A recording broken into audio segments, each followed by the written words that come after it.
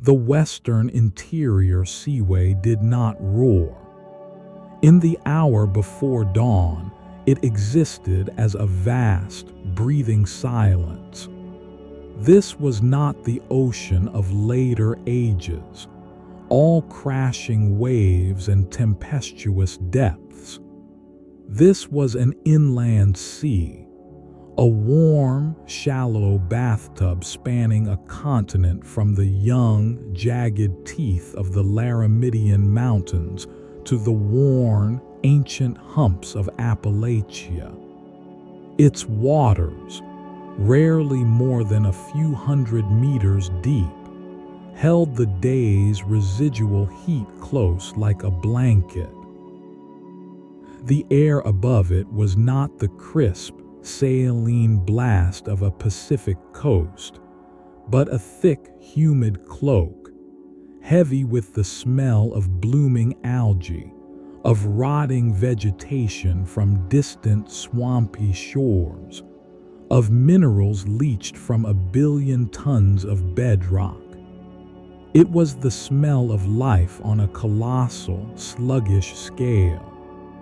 On a narrow, shelving beach of coarse, gray-brown sand, the world was a study in monochrome. The water, a sheet of polished lead, merged seamlessly with a sky still holding the last of the night's indigo. No bird cried.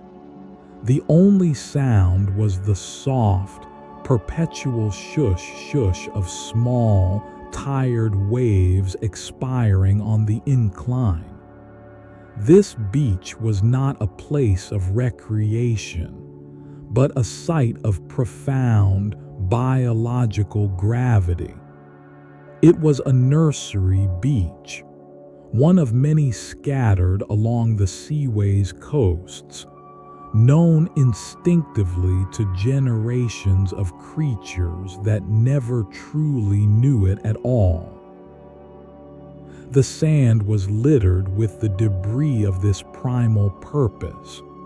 Shards of leathery eggshell, tiny, sun-bleached bones, the deep, sweeping grooves of immense bodies that had hauled themselves up from the sea and back again. Near the top of the beach, above the highest tide line where the sand was dry and loose, the ground told a story. A broad, subtle depression, perhaps 20 feet across, was visible only to the most discerning eye. The sand here was slightly darker, slightly more compacted. It was not a dune nor a wind feature. It was a memory in sediment. Beneath this patch, buried under 3 feet of insulating sand, lay a single clutch of eggs. Not dozens, not hundreds, but over 1,000. They were arranged in a rough, spherical chamber, each leathery, parchment-shelled egg about the size of a goose egg, pliable and tough. They rested not in rows, but in a communal pile, touching, supporting one another in the dark. Their mother had visited this spot 2 lunar cycles ago. Under the cover of a moonless night, her colossal, 20-foot bulk had emerged from the surf with a sound like a landslide in slow motion. For her, the land was an alien, hostile environment. Each pull of her powerful front flippers was a monumental effort, her lungs straining against the unfamiliar crush of gravity outside the water's supportive embrace. She had moved by instinct alone, a genetic program as old as her lineage, seeking the perfect spot where the sand held the sun's heat but was safe from flooding. Her hind flippers, smaller and more dexterous, had then excavated the deep chamber with a delicate, rocking motion. Into this pit, she had released a steady, rhythmic stream of eggs, her body shuddering with the effort of parturition. When the last egg had fallen, she had carefully, methodically swept the sand back over the chamber with her hind flippers, then used her great front flippers to scatter and smooth the surface, erasing all sign of her activity. Her work done, she had turned and labored back into the black water, vanishing without a backward glance. Her investment was complete. Her legacy was now entrusted to time and temperature. The sun had been their keeper. For months, the Cretaceous sun, stronger and closer in an atmosphere rich in carbon dioxide, had baked the sand. The heat had seeped down, a gentle, constant warmth that catalyzed the alchemy within each egg. Inside one, our protagonist existed. Its universe was a golden yolk sac, a self-contained larder that had sustained it from a single cell to a complex, if miniature, reptile. It had developed in a tight, curled posture, its head tucked against its plastron, its tiny, paddle-like flippers folded close. Its carapace was soft, a flexible mosaic of developing bony plates beneath skin. It had eyes capable of sensing light and dark, though it had never seen. It had a brainstem wired with one imperative: hatch. Now the yolk was nearly exhausted. The chemistry of its body was shifting. Lactic acid built up in its muscles, a natural trigger for movement. A temporary sharp point of keratin on the tip of its snout, the caruncle or egg tooth, itched with biological urgency. It began to stir, not with consciousness, but with a deep cellular need to break free. It pushed its head forward.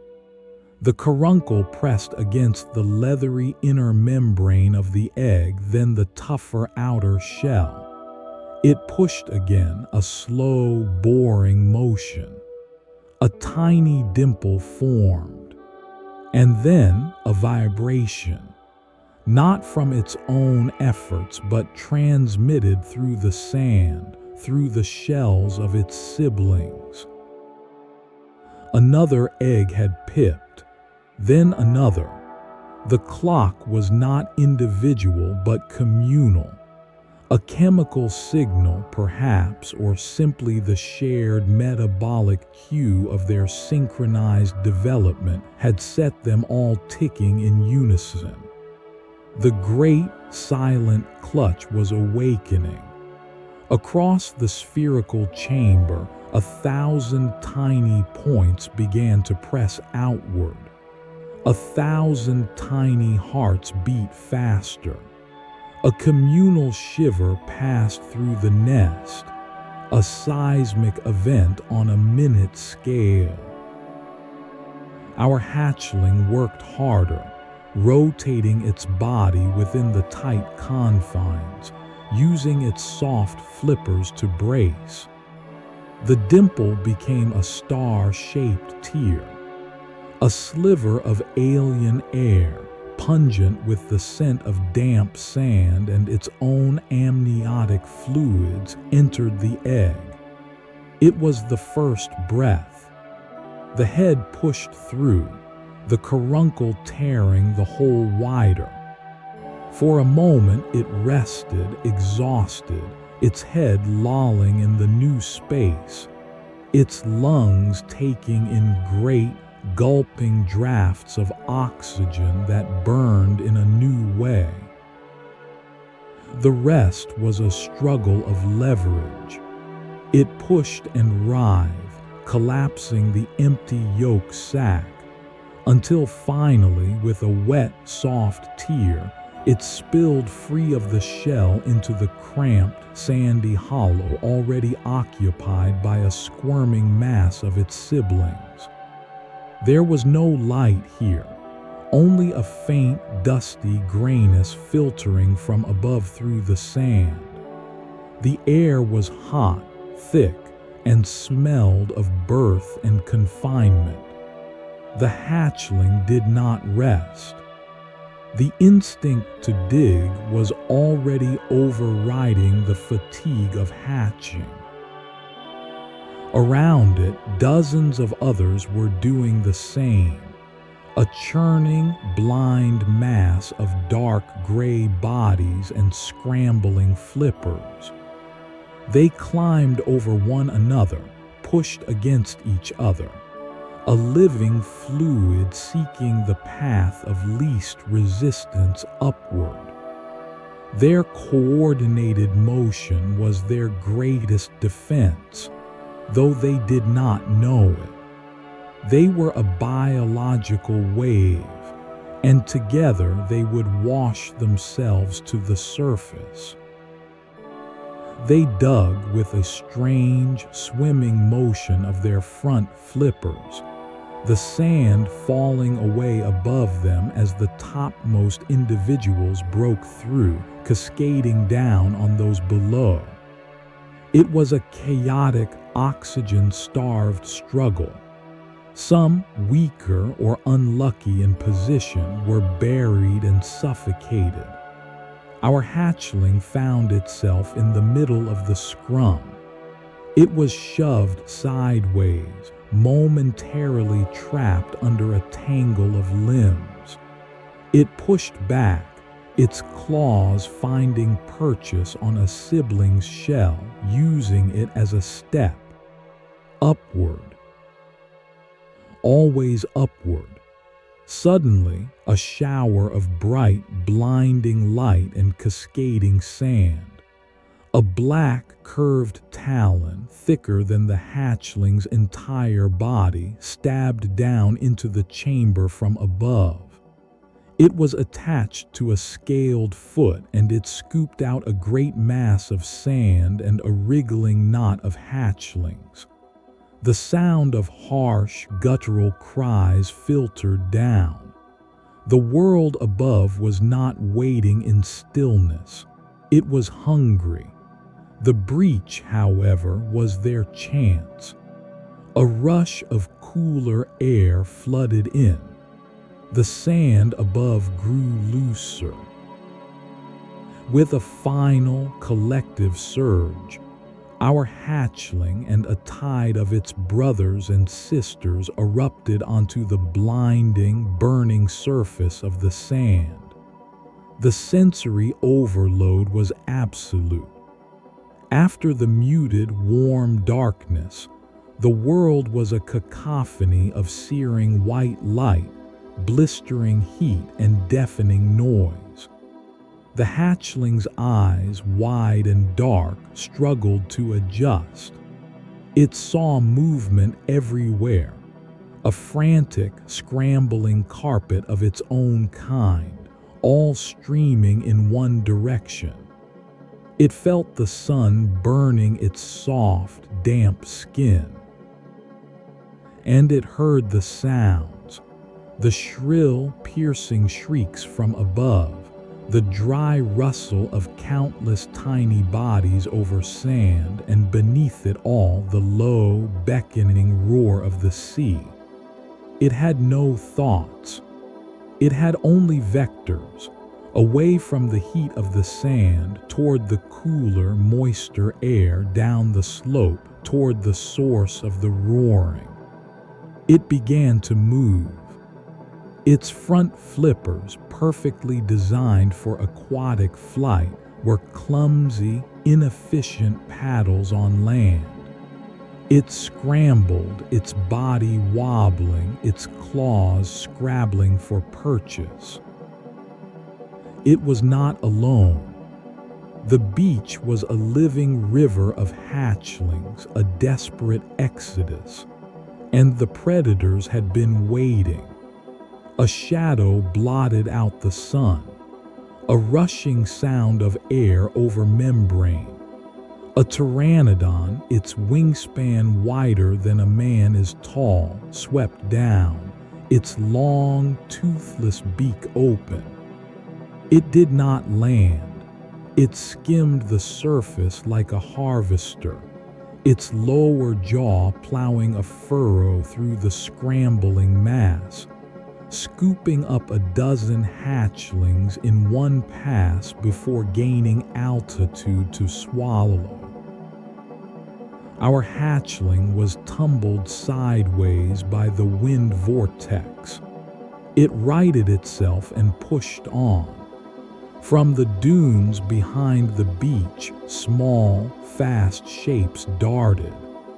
They were feathered, bipedal, and deadly. Dromaeosaurids, small cousins of the famed velociraptor.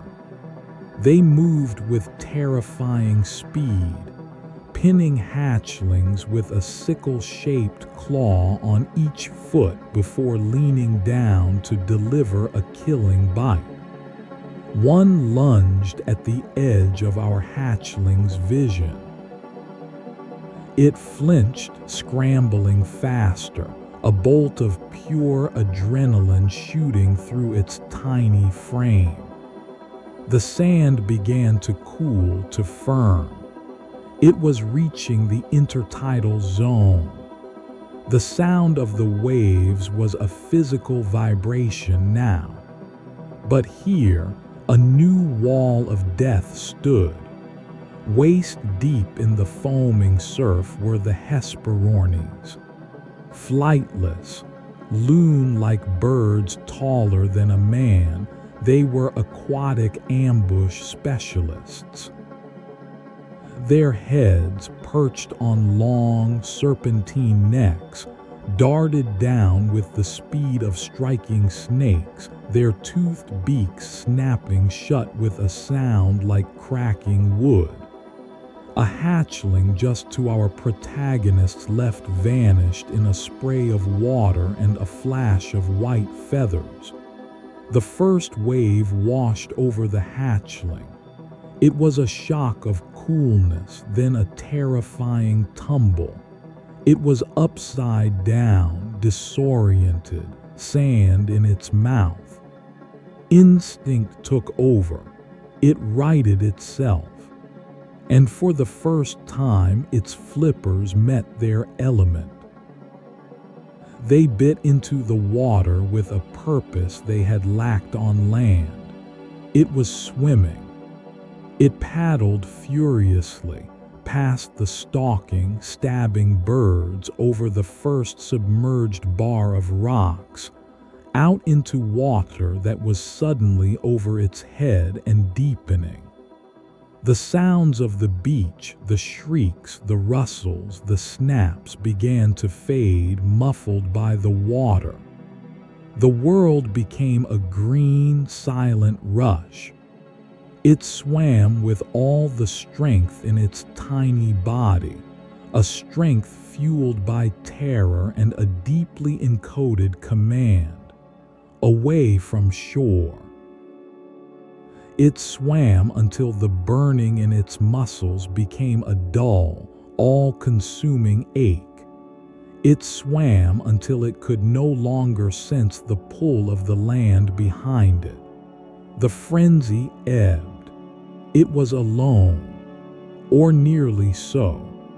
A few other dark shapes, tiny specks in the immense blue, paddled in the same direction, but they were scattered.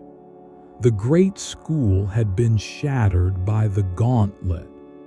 Of the 1,000 that had begun the journey from the nest chamber, perhaps 24 now swam in this stretch of water. The rest were already becoming part of the food web, nourishing the predators of the beach and shallows. Ahead, a dark smudge resolved on the surface. A floating mat of sargassum, a tangled island of weed torn from a distant lagoon, buoyed by gas-filled bladders. It was a resting place, a miniature ecosystem adrift, our hatchling made for it. With a final, exhausted push, it clambered onto the tangled mass, its tiny claws hooking into the fibrous stems. It lay there, panting, its heart a frantic drum against its plastron. Around it, tiny crabs scuttled and small shrimp darted in the protected pools. It was safe for now. It had survived the run. It was alive, adrift on a vast, unknown ocean.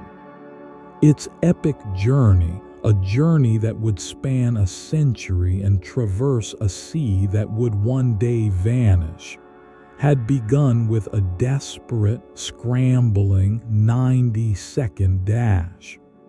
It had cleared the first and statistically most lethal hurdle. The nursery of the open seaway awaited. The sargassum mat was a world unto itself, a floating Eden no larger than a cart. For the hatchling, now we might call it a floatling, a creature between worlds, it was everything: refuge, hunting ground, and transportation. The weed was a dense, springy tangle of olive-brown stems and small, bubbled fronds that kept it perpetually afloat on the gentle swells of the seaway. The sun beat down, warming the mat and the turtle nestled within it. At night, the stars wheeled overhead in a clarity impossible in later, cloudier atmospheres, their light reflecting on a sea so calm it seemed a second, inverted sky. The hatchling did not move much in those first days. It was in a state of shock and recovery. Its soft shell had hardened somewhat, taking on a darker, more leathery texture. It learned the rhythms of its tiny kingdom. Morning dew condensed on the fronds, providing precious fresh water it would lick with a tiny, pink tongue. The mat teemed with life: copepods and amphipods, tiny crustaceans that swarmed in the sheltered water between the stems, small, translucent shrimp that flicked away from its shadow, and the occasional small, juvenile fish that darted in, seeking the same shelter. The hatchling learned to hunt. It would remain perfectly still, its dark coloration blending with the shadowy weed, until a shrimp ventured too close. Then, with a strike that was surprisingly fast, its head would dart forward and its sharp, tiny beak would snap shut. It was a meager diet, but it was sustenance. The mat was not a perfect sanctuary. It was a beacon for other drifters. On the second day, a small blue-black jellyfish, a stomalophus no larger than a hat, became entangled at the edge. The hatchling investigated cautiously, then took an experimental bite. The gelatinous tissue offered little nutrition, but it was practice. More dangerously, the mat attracted hunters. A small, sleek fish with a pointed snout, an early type of needlefish, would occasionally patrol the edges, its silver body flashing. Once, the shadow of a young pteranodon passed over and the hatchling froze, sinking slightly into the weed until the shadow passed. Days blended into a week. The hatchling grew almost imperceptibly. Its flippers strengthened. Its eyes, once simple organs of light detection, began to parse the world with more acuity. It could distinguish between the shadow of a cloud and the shadow of a predator. It learned that the mat would sometimes shudder when a larger creature, a sea turtle, a small plesiosaur, brushed against it from below, and that stillness was the best response. The currents were its unseen guides. The great clockwise gyre of the western interior seaway was already at work, a planetary scale conveyor belt. The mat, a speck in this system, began a slow, inexorable journey. The water color changed subtly, from the deep, clear blue of the open seaway to a greener, milkier hue. The taste of the water on its tongue changed as well. A complexity of minerals and organic compounds its primitive brain registered as a gradient.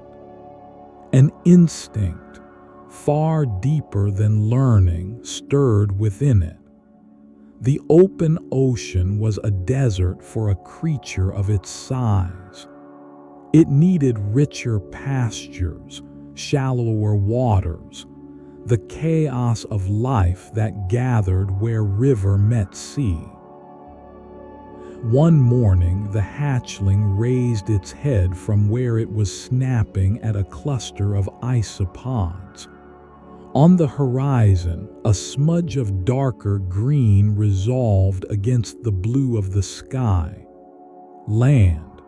Not the terrifying, predator-ridden beach of its birth, but a low, forested coastline. And stretching out from it, tinting the sea for miles, was a vast, stained plume, the outflow of a great river.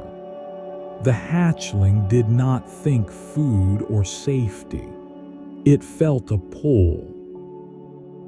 It slid off the mat into the water and began to paddle, not with the frantic terror of its first swim, but with a determined, steady stroke. It was leaving its first home. It was heading for the nursery. The transition was gradual. The water grew warmer, less saline. Particles of silt, like underwater snow, swirled in the water column. Then the seafloor rose to meet it. First a soft, sloping plain of gray mud, then patches of green seagrass. Not the simple, blade-like grasses of today, but primitive, lush meadows of Thalassocaris, their broad, ribbon-like leaves waving in the gentle current. The hatchling, now in water only twice its own depth, settled to the bottom. It was exhausted. It buried itself partially in the soft mud at the edge of a grass bed, its eyes and nostrils just above the sediment. It rested, camouflaged, for a long time. When it moved again, it explored with tentative curiosity. The lagoon was a universe of abundance after the sparse open ocean. The seagrass teemed with life. Tiny snails, herds of grazing sea urchins with blunt spines, brittle stars that waved slender arms from burrows, small fish in dazzling, silvery schools flickered above the canopy, and everywhere there were other young turtles. They were of various sizes, from newcomers like itself to juveniles the size of serving platters. They were not social in any complex way, but there was a clear, unspoken understanding. They grazed in loose proximity, a scattered herd. When one startled and dove for cover, others would often follow suit, a chain reaction of caution. The hatchling began to graze. It would bite off a mouthful of seagrass and sediment, then let the water drain out the sides of its mouth, swallowing the vegetable matter. It was a messy process, but effective. It also continued to snap at small, soft-bodied creatures. It grew stronger, its carapace broadening from a near circle to a more oval shape. Its flippers, no longer edged with the fringed membrane of the hatchling, became more powerful, more defined. But the lagoon was a nursery for predators as well. The first major lesson came as it was basking in a shaft of sunlight near the surface. A shadow, long and torpedo-shaped, materialized from the murk of a deeper channel. It was a juvenile Xiphictinus, itself only 6 feet long, a mere baby by its species standards, but a monster to the turtles. It moved with a burst of acceleration that seemed to defy the viscosity of water. It targeted a yearling turtle basking a few yards from our protagonist. There was no warning lunge, just an instantaneous, violent transformation of the scene. The water erupted in a cloud of silt, torn grass, and a puff of dark blood. The Xiphictinus had struck with such force it had nearly bitten the smaller turtle in two. It retreated to the channel, the limp carcass in its jaws. Our hatchling had already plunged to the bottom, burrowing into the mud, its heart hammering. It learned Rule 1: the surface is a dangerous place. Vigilance is eternal. The threats were layered. From above, the ever-present pterosaurs still patrolled.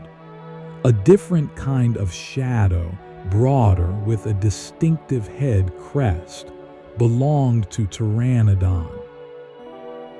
They would glide over the lagoon, their eyes sharp for the silhouettes of basking turtles near the surface.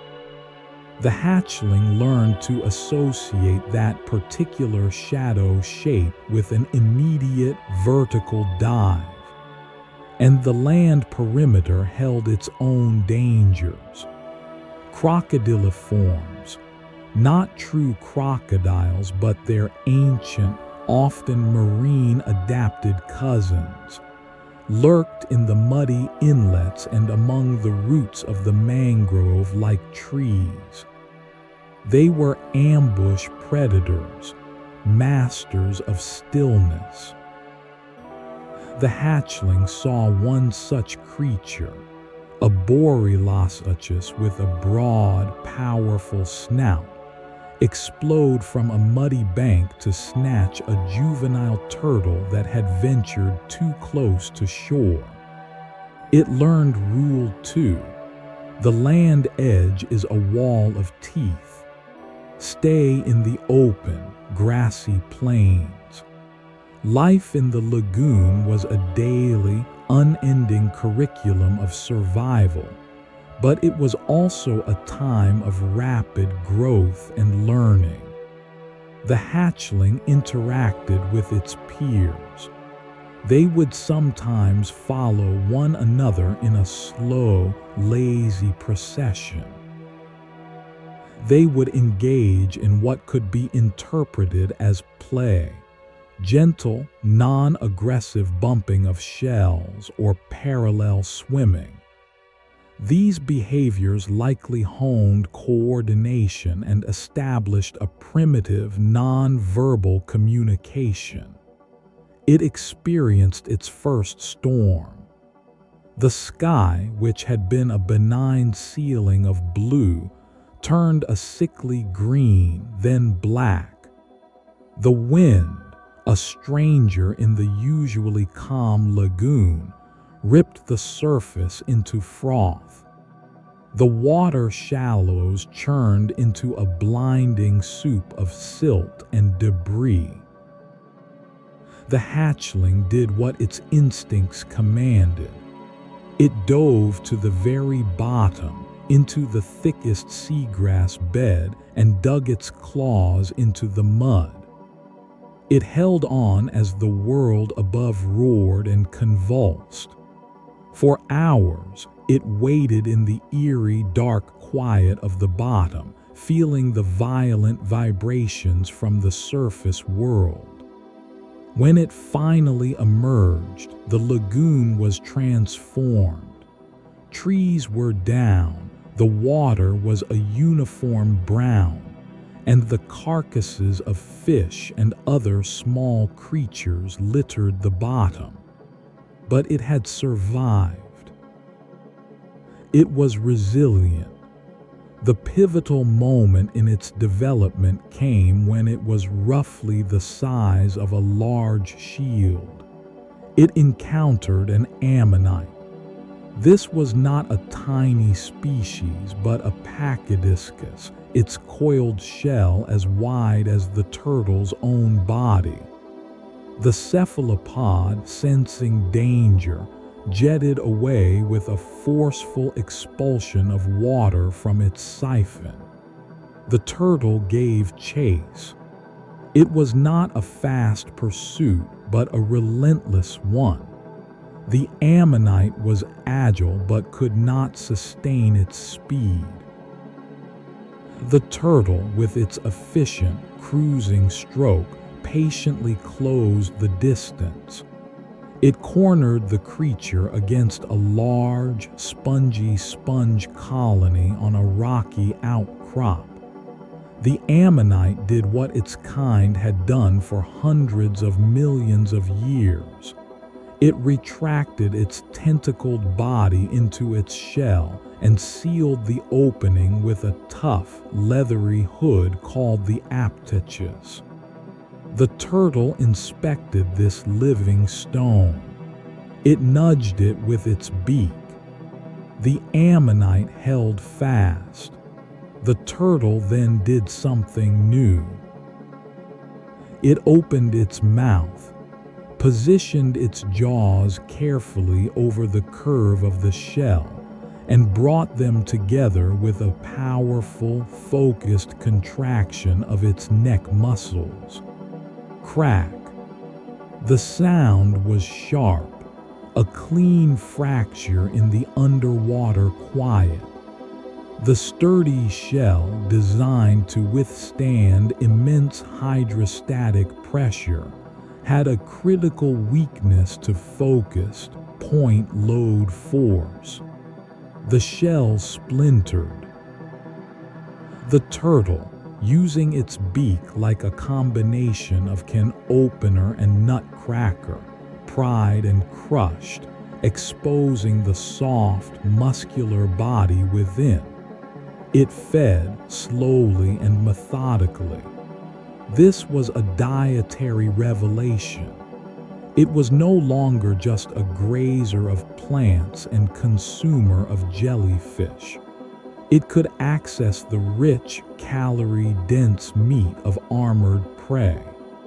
This ability marked a fundamental shift. It was transitioning from a vulnerable juvenile to a competent generalist forager.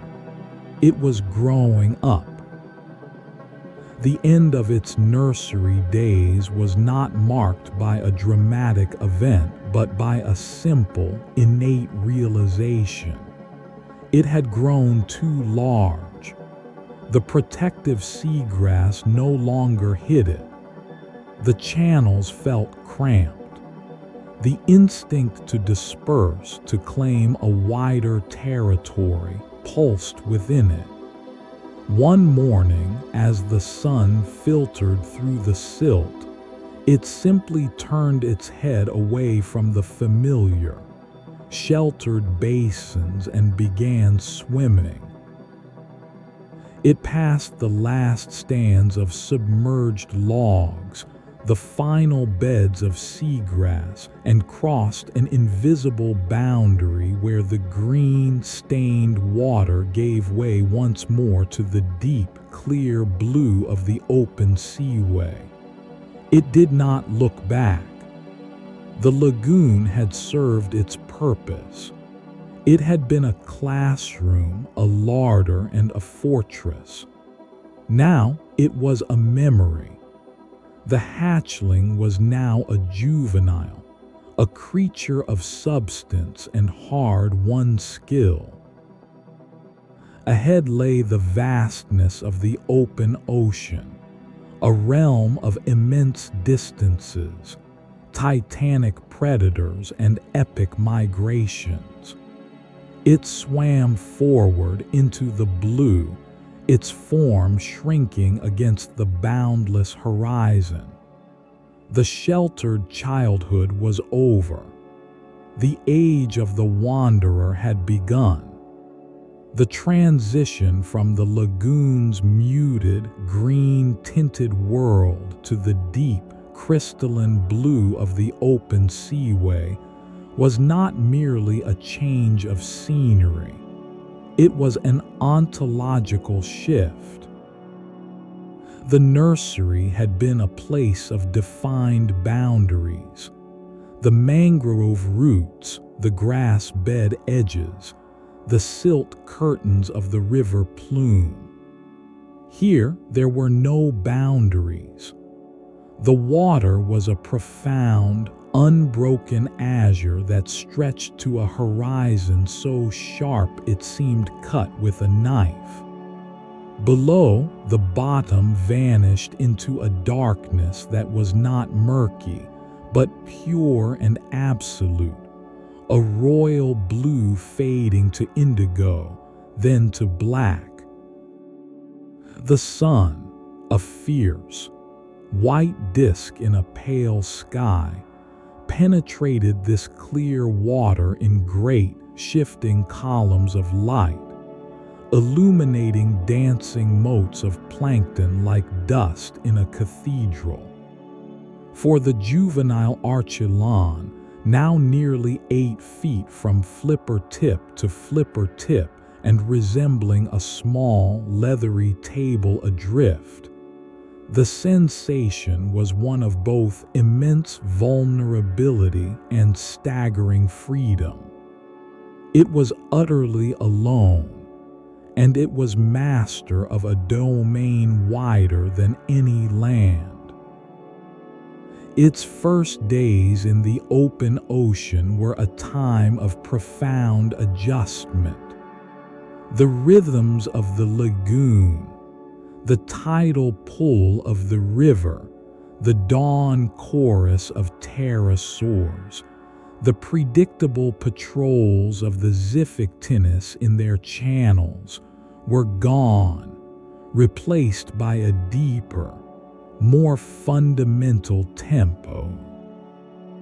Here, the rhythm was the great, planetary pulse of the currents, the slow heave of ocean swells that moved not as waves but as breathing hills of water, lifting the turtle up to a panoramic view of empty sea before lowering it into a valley of blue walls. The silence was different, too. Not the busy, crackling silence of the lagoon floor, but a hollow, resonant quiet, broken only by the occasional, far-off cry of a soaring pteranodon or the deep, subsonic groan of a whale-like reptile passing somewhere in the abyss below. It was not lost. A map was etched in its being, not in images but in sensations.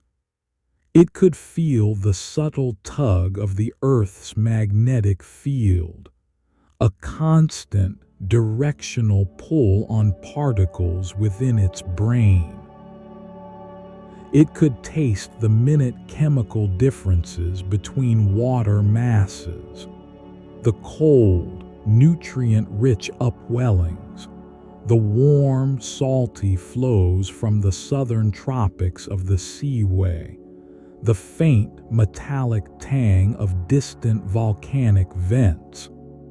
Its eyes, adapted to the dimmer light of the lagoon, now had to parse the sun's glare on the surface and the deep, shadowless blue below. But they also gave it a new gift, the ability to see the polarization of light, turning the entire sky and sea into a giant, luminous compass. It was born knowing the great clockwise gyre of the western interior seaway, and it entered this current now, a speck of life surrendering to a conveyor belt that would dictate its life for decades. Its wanderings were a slow-motion travelogue of a lost world. The seaway was not an empty desert, but a dynamic, layered ecosystem. Near the surface, the sunlit zone was a highway for filter feeders. It would sometimes swim for days through vast, soupy clouds of plankton, the water itself tasting green and alive. These blooms attracted larger life, schools of shimmering, bony fish called enchadas, the saber-toothed herring, their fanged jaws snapping at smaller prey, and hovering above them, the great, graceful shadows of manta-like rays and the bizarre, flat-bodied dolichorhin chops, a short-necked plesiosaur that used its long, needle-toothed jaws to snap up fish like a reptilian pelican. Our turtle was ignored by these hunters. It was too large to be prey and not a competitor. Deeper down in the twilight zone was the realm of the ammonites. On Dives, the turtle would encounter them in breathtaking numbers. Not just the smaller, nimble species, but giants like the coiled Parapuzosia, their shells wider than a man is tall, moving through the gloom with a stately, jet-propelled grace. They would drift in loose aggregations, their tentacles trailing, filtering the rain of organic detritus from above. The turtle learned to hunt here. It would select a smaller or medium-sized ammonite, stalk it with slow, deliberate strokes, and use its powerful, crushing beak to devastating effect. The crack pop of a shell breaking was a satisfying sound in the deep quiet, and the rich, muscular meat within was a high-value prize. The journey was punctuated by encounters with the seaway's geography. It swam over vast, shallow carbonate platforms, where the water was a brilliant turquoise and the bottom was a white plain of crinoid sea lilies, their feathery arms waving in unison, creating underwater fields of astonishing beauty. It navigated around the dark, sheer slopes of submerged seamounts, where currents swirled and brought nutrients to the surface, creating oases of frantic life. Once it passed close to a volcanic island, the air smelling of sulfur and hot ash, the water warm and turbid with black sand. Strange, lizard-like birds and small pterosaurs lined its shores, but the turtle gave it a wide berth. But the defining reality of the open seaway, the ever-present shadow over its existence, was the threat from the apex predators. The first encounter was not with the famous Tylosaurus, but with its smaller, swifter cousin, plate carpus. The turtle was basking, its shell drying in the sun, its mind in a state of placid emptiness. The attack came from below and behind. There was no warning shadow, only a sudden, colossal impact that felt like being struck by a runaway train. It was a ramming attack designed to stun. The turtle was knocked sideways, tumbling through the water, utterly disoriented. Through the bubbles and chaos, it glimpsed a 12-foot-long, sinuous form of greenish scales and a mouth full of conical teeth circling back for a second strike. Instinct took over. It retracted its head and limbs as far as they would go, presenting its tough, leathery carapace as a shield. The plate carpus, a generalist hunter, bit down on the edge of the shell. Its teeth scraped and caught but did not penetrate the dense, fibrous matrix. The mosasaur shook its head, trying to tear flesh, but found only an unyielding, awkward bulge. After a moment of struggle, it released, gave the turtle a dismissive shove with its snout, and vanished into the blue. The turtle, heart pounding, limbs trembling, waited for a full minute before cautiously extending its neck and paddling away. A deep, scoring groove now etched into the margin of its carapace, its first major scar. It was a lesson written in pain and near disaster. In the open ocean, vigilance could never lapse. The surface was a beacon.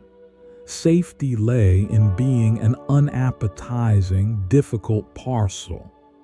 This lesson was reinforced months later in the most dramatic encounter of its young life. It was in a region of deep, purple water, over a trench where the seaway floor dropped away. It felt the change first. A deep, throbbing pressure wave, a subsonic vibration that resonated in its bones and shell. It stopped swimming instantly, becoming an inert, floating rock. From the darkness below, a shape emerged. It did not swim so much as uncoil from the abyss. Tylosaurus. This was no adolescent. This was a mature female over 40 feet long, a locomotive of muscle and scale. Her head was massive, her jaws a cavern lined with teeth like ivory daggers, each serrated for slicing through flesh and bone. Her eyes, black and pitiless, fixed on the floating turtle. She circled, her movements fluid and terrifyingly efficient, assessing. The turtle held its pose, a living fortress. The Tylosaurus approached, not with a rush, but with a slow, deliberate menace. She opened her jaws and closed them gently, almost experimentally, on the turtle's front flipper. The pressure was immense, bruising, but the jaws did not snap shut. It was a test of hardness, of reaction. The turtle did not flinch. It remained sealed. The mosasaur released, then bumped the shell with her snout, a shove that sent the turtle spinning slowly. She watched it rotate. The calculation in that ancient, reptilian brain was almost visible. Immense energy required to crack this mobile nut, risk of broken teeth, uncertain nutritional yield versus the rich, blubbery plesiosaurs or fatty fish schools. After what felt like an eternity, she flicked her tail, a gesture of dismissal, and sank back into the gloom, leaving behind a cloud of fear scent and the absolute certainty of mortal proximity. The turtle did not move for a long, long time. It had passed the ultimate test. It had faced the tyrant of the seaway and survived through sheer defensive impregnability. These encounters shaped its behavior. It became a creature of profound caution. It basked for shorter periods, always in a state of semi-alertness. It dove deeply and often, using the dim light below as cover. Its migrations within the Great Gyre became more than a search for food. They were a strategic avoidance of known mosasaur hunting grounds, a navigation of safe passages learned through experience and instinct. Years flowed into decades.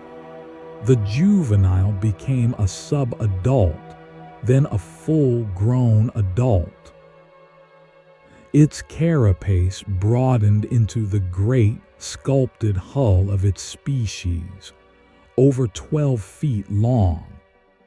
Its flippers, powerful enough to propel its now multi-ton bulk, could still deliver a startlingly fast, clipping blow if a curious shark came too close. It was no longer just a wanderer. It was a permanent resident of the pelagic realm, a familiar, slow-moving feature of the seaway's vast geography.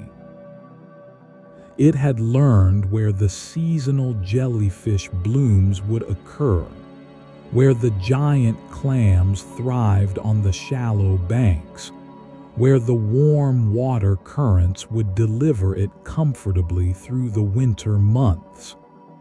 It had become, in every sense, a master mariner of a lost ocean, its life a solitary, majestic, and perpetually vigilant voyage under the endless Cretaceous sky. The open ocean had been its proving ground, its larder and its temple. But the deepest of all its instincts was yet to stir. A new pressure, not of predation but of procreation, would soon bend its timeless wanderings toward a singular, perilous purpose. The circuit of the gyre would be broken by a straight, urgent line. The ocean wanderer would become once more a pilgrim destined for the land. Time, in the warm, stable heart of the western interior seaway, was not measured in years but in growth rings on the shells of clams, in the slow accumulation of scar tissue, and in the gradual, imperceptible filling out of a colossal frame. The wanderer was a wanderer no more. It had transcended that title. It was now a matriarch, a creature that had moved beyond the frantic struggle for survival into an era of serene, monumental existence. At over 15 feet from the leading edge of her carapace to the tip of her tail, and weighing well over 2 tons, she was a living anachronism, a holdover from an age of reptilian supremacy. The ocean, which had once seemed an infinite, threatening expanse, was now a familiar domain. Its currents were the streets of her city. Its seamounts and reefs were her landmarks. Its deep, dark trenches were the edges of her known world. Her body was a testament to her century of life. Her carapace was no longer a smooth, leathery dome. It was a landscape. The once uniform gray-green was patched with whitish scars. The long, parallel grooves from the plate carpus attack of her youth, now faded but forever etched. The deep, circular pits from the beaks of giant squid that had ventured from the abyss to test her solidity. The rough, barnacle-encrusted ridges along her spine, where colonies of crustaceans had lived, died, and been overgrown by their own kind for generations. These barnacles were not parasites but commensals. In their midst lived a bustling micro-ecosystem. Tiny, colorful fish darted in and out, picking parasitic copepods from her skin. Small crabs scuttled along the gullies. Even filter-feeding worms had built their delicate, calcareous tubes in the lee of her massive form. She was a mobile reef, a keystone species whose very presence created niches for other life. Her slow passage through the water was a traveling oasis. Her movements had changed. The frantic, energy-conserving strokes of her youth were gone, replaced by a pace of profound, efficient power. Each sweep of her front flippers, each flipper now wider than a human is tall, was a study in hydrodynamic perfection. She did not swim so much as fly through the water, a majestic avian glide that propelled her vast bulk with minimal effort. She could cruise for hours without tiring. Her metabolism, a slow, steady burn, perfectly adapted to a life of grazing and occasional feasting. She had become a specialist in consuming the seaway's most abundant and often most neglected resources, the great gelatinous blooms. When she found a concentration of lion's mane jellyfish, their tentacles streaming for meters, she would move through them like a living combine harvester, her powerful, shearing beak closing on the gelatinous masses with a soft, satisfying squelch. It was not dramatic, but it was supremely effective. She was not a social creature, but she was no longer a solitary one. The open ocean had its congregations. In certain places, where warm and cold currents coalesced and forced nutrients to the surface, creating perpetual banquets, the giants of the seaway would gather. Here she would find others of her kind. There were males, often slightly smaller, with longer, thicker tails and more pronounced claws on their front flippers. There were other females, some younger, some equally ancient and scarred. They did not communicate in any way we would recognize, but they acknowledged one another. They would bask in loose groups, a scattered archipelago of living islands. They would sometimes engage in a slow, parallel migration, a silent procession of giants. For a species whose hatchlings were devoured by the thousands, there was a profound, unspoken significance in this gathering of the survivors. They were the 1% of the 1%, the few who had navigated the gauntlet of infancy, the perils of the nursery, and the constant threat of the mosasaurs to reach this stately, peaceful zenith.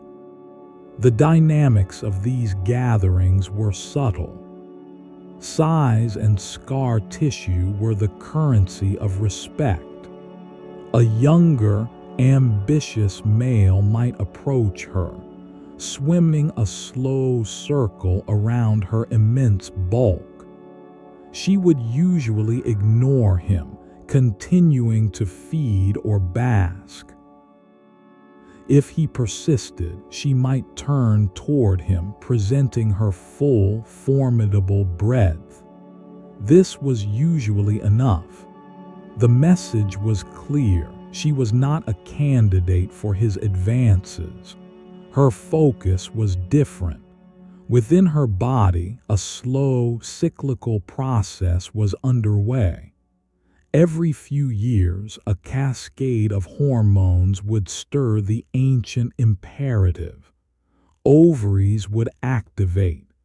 Dozens of eggs would begin to form, drawing on her immense reserves of fat and calcium. This biological change altered her behavior. She would begin to feed more ravenously, building up the resources she would need for the most energetically costly act of her life. And then the pull would begin. It was not a thought, but a compass needle swinging wildly in her mind. The great, comfortable gyre of the seaway, the circuit she had followed for decades, no longer felt like home. An invisible line drew taut in her consciousness, pointing unerringly toward a coastline. The migration instinct, perhaps the most powerful in her genetic code, overrode all others. She would leave the aggregations, turning her head not toward the next plankton bloom, but toward the distant, unseen smell of land. This final migration was different from all her other journeys. It was not a meandering search for food, but a determined, targeted pilgrimage.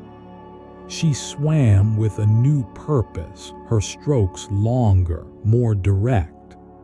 She navigated now with a precision that seemed supernatural. She cut across currents instead of following them. She passed familiar seamounts and reefs not as destinations, but as waypoints on a sacred route. Scientists would later theorize about this navigation. The detection of the Earth's magnetic field, the angle of the sun and polarized light, the subtle gradient of water chemistry, even the scent of particular vegetation or soil carried on ocean currents. For her, it was simply the way. It was the path her mother had taken, and her mother before her, back through countless generations to the first Archelon that had ever dragged itself onto a beach. The journey could take months. She swam through day and night, through calm seas and sudden squalls. She ate less, driven by an internal urgency that overrode hunger. Her body, so perfectly adapted for buoyancy and grace in the water, was now a heavy vessel carrying precious, fragile cargo. She was moving toward the one environment where her magnificent design was a profound liability: the land. She did not return to the beach of her own birth. That specific strip of sand had likely been erased by 75 years of storms, shifting currents, and coastal erosion.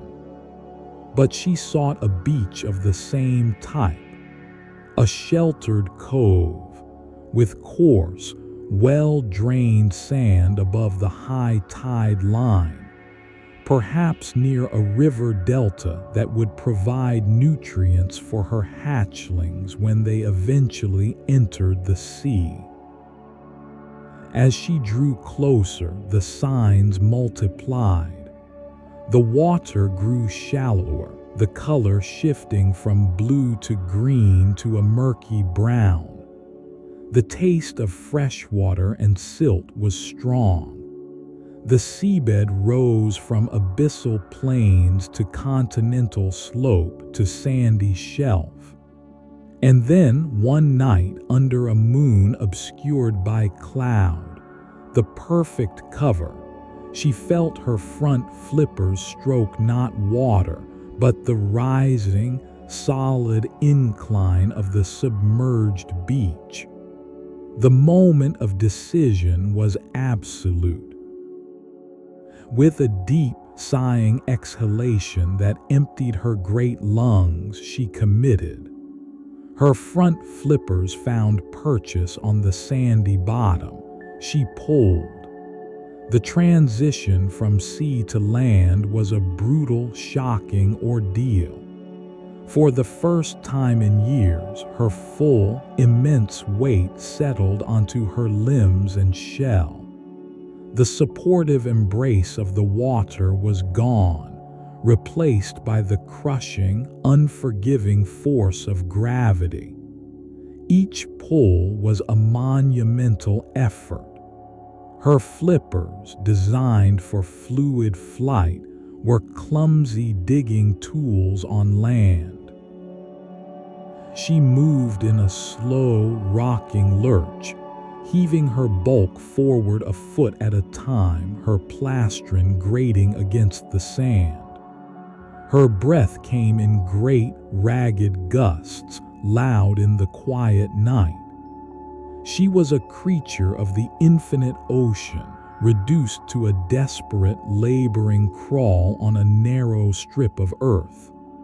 It was an act of profound vulnerability, of sacrificial effort. But the drive was iron strong. She climbed past the high tide line, past the rack of seaweed and driftwood, into the dry, loose sand above. There she stopped.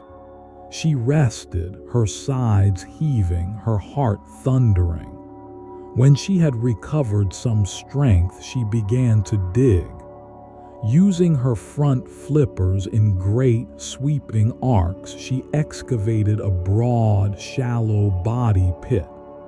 Then, with a delicate precision astonishing for such a large animal, she used her rear flippers alternately, carving out a narrow, flask-shaped egg chamber deep in the sand. This done, she entered the trance-like state of egg-laying. Her body tensed.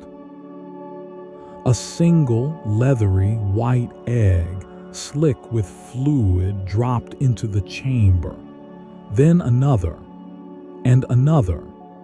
The process was rhythmic, steady, and utterly absorbing. Dozens, then scores, then hundreds of eggs accumulated in the dark, sandy vault. As she labored, glands near her eyes secreted a thick, saline solution to flush away the sand that inevitably blew into them. To a human observer, it would appear as though the great creature wept silent, steady tears as she bestowed the possibility of future life upon the beach. It was a poignant, sacred image. The ancient mariner returned to the most dangerous place of all, sacrificing her safety and energy for the next generation. When the last of over 1,000 eggs had been laid, she carefully, meticulously filled the chamber with her hind flippers, packing the sand to protect and insulate. She then used her front flippers to scatter sand wildly over the entire area, disguising the nest with a chaos of tracks and disturbances. Exhausted, physically depleted, she turned her massive bulk toward the sea. The return journey to the water was, if possible, even harder. She was empty, drained, her reserves spent. But the pull of the ocean was now a siren call of relief. She lumbered down the beach, a dark, slow-moving mountain against the gray sand. Finally, the first wave washed over her. She pushed forward, and as the water deepened, the miracle of buoyancy returned. With one last, powerful stroke, she was free of the land, her weight vanishing, her breath coming easier. She swam a short distance from shore and simply floated, recovering, the cool salt water soothing her abraded skin. Behind her, hidden in the sand, lay her genetic future, her contribution to the endless cycle. Her role as mother was complete. She had fulfilled the deepest covenant of her biology. Now she could return to her realm, to the deep blue silence of the seaway, to the life of the serene, scarred, and majestic matriarch. The ocean once again was her home. The return to the open seaway after nesting was not a triumphant homecoming, but a slow, profound reconstitution. The matriarch swam with a palpable weariness, a deep-seated fatigue that went beyond muscle and bone. She had poured the literal substance of her being, calcium from her bones, lipids from her fat reserves, proteins synthesized over years of grazing, into that sandy chamber. Her great body, for the first time in decades, felt not like a fortress, but like a vessel that had been drained. She moved slowly, pausing often to float motionless at the surface, her barnacled back baking in the sun as if drawing energy directly from the star itself. She fed, but without her former vigor, taking only the easiest meals, passive drifts of jellyfish, seaweed torn lazily from rocks. It took a full season, a cycle of the moon many times over, for her to regain her formidable mass and the serene, confident rhythm of her existence. But she did regain it.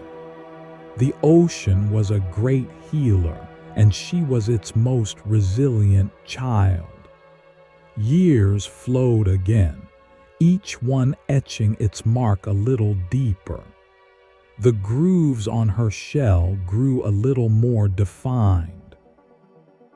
The colonies on her back went through their silent cycles of life and death, the calcium deposits thickening. Her migrations around the great gyre of the seaway became slower, more deliberate. She no longer sought out the most vigorous currents or the richest, most competitive feeding grounds. She favored the peaceful, stable centers of the gyres, the clear, blue water deserts where life was sparse, but the living was easy. She knew the location of every quiet seamount where she could rest on a sandy ledge in the cool twilight, away from the sun's glare and the surface world's dangers. She had outlived most of the predators that had once harassed her. The plate carpus that had bitten her shell was long dust.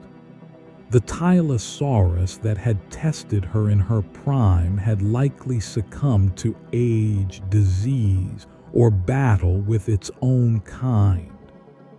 The new generation of mosasaurs, seeing her immense, scarred bulk, gave her a wide berth. She had become a feature of the seaway, as permanent and unchanging in the minds of its inhabitants as a reef or a mountain range. She was simply there, the great turtle. Her senses, once razor-sharp, began a gentle, inexorable dimming. The polarization patterns of light, her celestial compass, became fainter impressions. The subtle taste differences between water masses grew harder to distinguish. She relied more on memory, on the deep, ingrained maps of 100 years of travel. She could swim from the warm southern shallows to the cooler northern feeding grounds and back again with her eyes closed, guided by the feel of the current against her flippers, the temperature gradient on her skin, the ancient rhythm in her heart that matched the rhythm of the sea itself. There was no dramatic illness, no crippling injury from a final battle. Her decline was a gradual sloughing off, a gentle return to equilibrium. She began to feed less. A day without food became 2, then 3. She spent more time drifting, less time actively swimming. The great strokes of her flippers became gentle, corrective paddles, just enough to keep her nostrils above water as she slept at the surface under the stars. Her metabolism, always slow, wound down to a faint, resting tick. She was conserving energy, not for a journey or a trial, but for the final, quiet transition. On a day indistinguishable from any other, in a part of the seaway far from any land, she found herself in water of a profound and perfect blue. It was neither the green of the lagoons nor the purple of the deep trenches, but the pure, saturated azure of the open ocean under a midday sun. The water was calm, the swells long and gentle as a sleeping breath.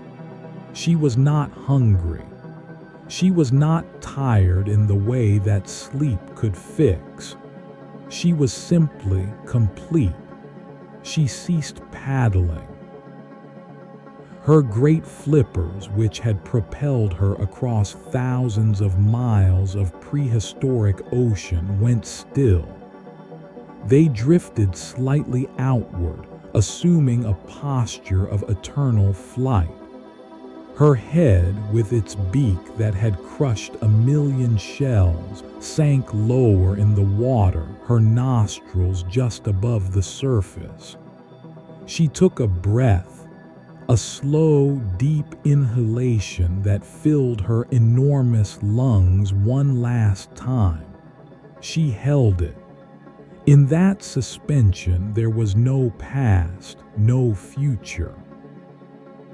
There was only the warmth of the sun on her carapace, the caress of the water, the silent, immense fact of the sea. She exhaled. It was not the explosive blast of a diving breath, but a long, soft sigh that misted the air above her. A stream of silver bubbles, large and small, rose from her nostrils in a shimmering column, twisting and dancing as they raced toward the shimmering, fractured mirror of the surface. They broke into the air and were gone. Her lungs emptied, her body lost its positive buoyancy. Very slowly, with a majestic, natural grace, she began to sink. The sunlight on her back faded from bright gold to deep yellow to green to blue. She turned slightly as she descended, a vast, dark star falling in slow motion through a universe of light. Her eyes, open but unseeing, looked up toward the ceiling of her world, now a distant, undulating brightness that grew smaller and smaller. The warmth of the surface layer gave way to the cool of the thermocline, then to the cold of the deep. The blue darkened to indigo. The world grew quiet, the last traces of wave noise and surface life fading away. Here in the twilight zone, the first citizens of the deep came to investigate. A sleeper shark, a blunt-nosed, pale ghost of a creature emerged from the gloom. It circled the descending giant once, twice, then approached and took a slow, deliberate bite from the soft tissue of a trailing flipper. It was not an attack, but a sampling, a respectful beginning of the process. Other scavengers gathered, giant, pill bug-like isopods, their many legs rowing them through the water, rat-tailed grenadiers with large, sensitive eyes, armies of small, clicking shrimp. They did not descend with frenzy, but with a kind of solemn ceremony. This was not a catastrophe, but a transfer of energy. The matriarch, who had spent a century gathering the sun's energy stored in plants and animals, was now returning it to the system that had sustained her. She continued to sink past the twilight into the realm of permanent night. The pressure mounted, but her body, with its dense, osteosclerotic bones, was built for depth. It did not collapse, but descended with dignity. The scavengers fell away, their work done or the pressure too great for them. Now only the true abyssal creatures witnessed her passage. A faint, pulsating siphonophore, its string of blue lights glowing in the black. An odd gulper eel with a mouth like a net. The ever-present gentle snow of marine detritus. Finally, with the softest of impacts, she came to rest. Her plastron settled onto the fine, silty ooze of the abyssal plain, 300 meters below the surface. A ghostly cloud of sediment bloomed around her and then slowly settled, dusting her carapace with a fine gray powder. Here in the utter silence, absolute darkness and crushing pressure, her journey ended. The great heart that had beaten for 100 years was still. The flippers that had traversed a continent-spanning sea were motionless. The cycle of her single, magnificent life was complete. But her story was not over. It was entering a new, much longer chapter. On the silent seafloor, the final, slow recycling began. Bacteria, specialized for such monumental feasts, colonized her tissues. Over months and years, her flesh was consumed, not by jaws, but by a microbial metropolis, nourishing a localized ecosystem in the desert of the deep. Her bones, the great sculpted ribs and vertebrae, the massive girdles of her flippers, resisted longer. They became a habitat, a complex three-dimensional reef in the mud. Worms tunneled. Strange, blind crabs took up residence in the sockets. The minerals of her skeleton began a slow, molecular conversation with the chemistry of the seawater. Above, on the surface, the world she knew continued, unaware of her passing. The seaway still breathed. The mosasaurs still hunted. The ammonites still pulsed through the blue. But the age of reptiles was winding down. Volcanism increased. The climate grew more unstable. And then, in a geological instant, the sky fell. An asteroid's winter scoured the earth. The great marine reptiles, the ammonites, the pterosaurs, the entire vibrant, monstrous, beautiful world of the Cretaceous was swept into the abyss of extinction. Millions of years passed. The western interior seaway drained away, retreating before the rising bulwark of the Rockies. The seafloor where she lay became dry land. The soft ooze hardened into shale. The continents drifted. Ice ages came and went. The silt and mud that had buried her bones compressed under the weight of epochs, turning to stone, locking her form in a perfect, stony crypt. Until a day, 75 million years after her final breath, when the rain and wind of a new world, a world of grass and mammals and a strange bipedal ape, scoured away the hillside of shale in a place called South Dakota. A curious human eye spotted a strange, curved shape in the rock.